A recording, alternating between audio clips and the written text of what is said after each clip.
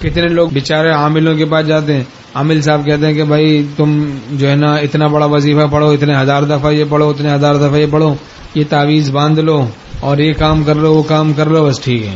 یہ نہیں بتاتے کہ بھائی ٹی وی کی لعنت نکالو، داڑھی رکھ لو، نماز پڑھو، شرعی پردہ کرو، اور اگر یہ کام ہم نہیں کریں گے تو 1 کروڑ تعویذ بھی باندھ دیں گے تو مسئلہ حل ہونے کا نہیں ہے، کیونکہ مسئلہ حل ہوگا خدا کو راضی کرنے سے، اور گناہ سے اللہ ناراض ہوتا ہے۔ اللہ ناراض ہوگا تو پریشانی دور نہیں ہوگی، پریشانی دور ہوگی جب آپ اللہ کو ہم راضی کر لیں گے تو پھر انشاءاللہ تعویذوں کی بھی ضرورت نہیں پڑے گی، ایسے ہی مسائل خود بخود حل ہوتے چلے جائیں گے۔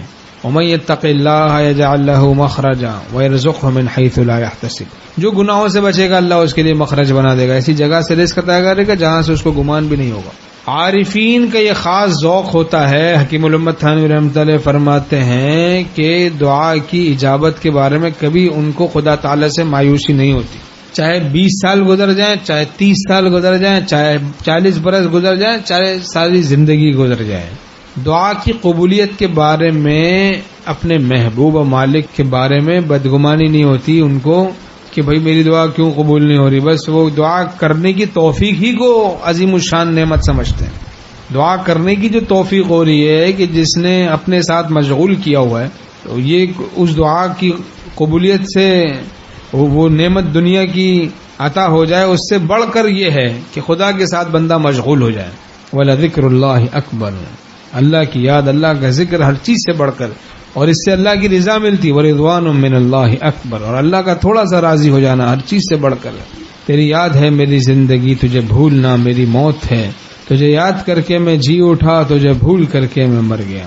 تو بہرحال تقویٰ، ترک معصیت، گناہوں سے بچنا ہے، سب گناہوں سے بچنا ہے۔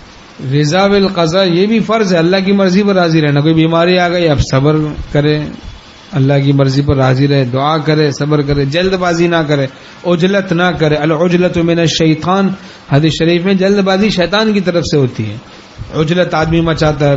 دعا کرے اور قبولیت کے در پہ نہ ہو، قبولیت کے پیچھے نہ پڑے، دعا کرے شفا کے در پہ نہ ہو، چونکہ جو چیز غیر اختیاری ہوتی ہے اس کے پیچھے پڑنے سے تشویش پیدا ہوتی ہے، وہ تشویش بندے اور اللہ کے درمیان میں حجاب بن جاتی ہے۔ اب دعا کرنا اختیاری، اپنا کام کرے، شفا دینا تو خدا کا کام ہے، اس کے پیچھے نہ بڑھے، بس اپنا کام کرتا رہے اور اللہ کی مرضی پر راضی رہے، یہ عبدیت ہے۔ دعا، تدبیر، تفویض، یہ عبدیت کا طریقہ ہے۔ دعا کرے، تدبیر کرے اور اپنے کو اللہ کے سپرد کرے، ان کی مرضی پر راضی رہے، یہ عبدیت کا طریقہ ہے، بندگی کا اور غلامی کا طریقہ ہے، اللہ کی غلامی کا یہ طریقہ ہے آسان۔ دعا، تدبیر، تفویض، دعا کرنی ہے خوب، دعا سے تدبیر میں برکت آئے گی۔ اور دعا، حضرت حکیم الامت تھانوی رحمۃ اللہ فرماتے ہیں مطلوبہ چیز ملے نہ ملے، اطمینان ضرور ملے گا دعا کی برکت سے، چونکہ دعا عبادت ہے، بلکہ مغز عبادت ہے۔ الدعاء مخ العبادہ، حدیث شریف میں دعا عبادت کا مغز ہے، اور عبادت پر اطمینان کی دولت عطا ہوتی ہے۔